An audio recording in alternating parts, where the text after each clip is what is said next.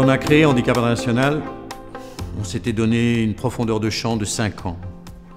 5 ans, ça nous paraissait, nous, jeunes médecins, une période extrêmement longue et surtout qui correspondait bien à l'idée qu'on se faisait de la mise sur pied d'un instrument qui serait complémentaire à la chaîne de solidarité internationale et qui serait une réponse appropriée à une situation exceptionnelle.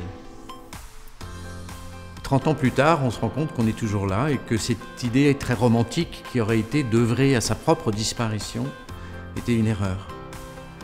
Au fond, il n'y a rien de très surprenant qu'à l'échelon de la planète, il soit nécessaire d'avoir une espèce de service social planétaire.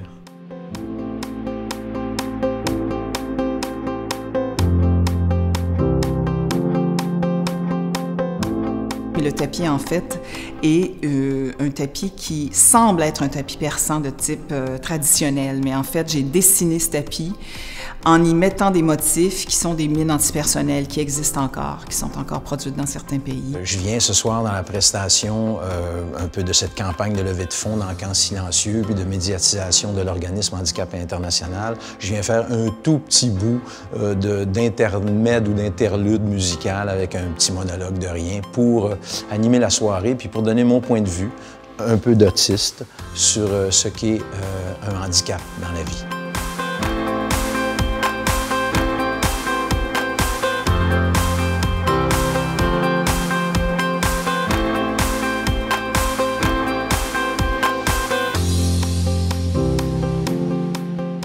C'est la fierté de toute une société aussi, de pouvoir réintégrer ces gens, de pouvoir en fait leur donner la chance de marcher, de faire du bruit avec leurs pas, d'utiliser leurs mains et leur redonner une certaine fierté, une certaine dignité surtout. Et c'est là où c'est encore plus important que juste le fait qu'ils soient capables de fonctionner normalement. C'est toute cette confiance qu'on a à l'intérieur de nous. Donc je pense que la prothèse n'est que le côté symbolique du geste.